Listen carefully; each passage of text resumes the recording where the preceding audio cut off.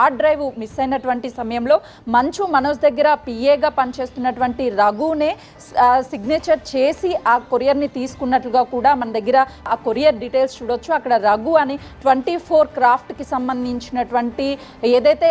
DTTC courier వచ్చిందో ఆ courier మీద రఘు సిగ్నేచర్ చేసినటువంటి విజువల్స్ ఆ స్క్రీన్ షాట్ కూడా బిక్తివిస్తే రఘు ఎందుకు మంచు విష్ణుకు వచ్చినటువంటి కొరియర్ని తీసుకున్నాడు, సరిత ఎందుకు ఇన్వాల్వ్ అయింది, ఎందుకు ఈ వీడియోస్ అన్నిటినీ కూడా అంటే మూవీకి సంబంధించినటువంటి ఆ మూవీని బయట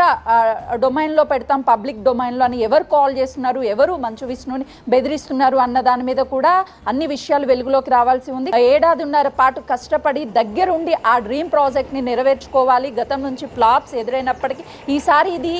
బిగ్గెస్ట్ మూవీగా హై ఎక్స్పెక్టేషన్తో రూపొందించినటువంటి ఈ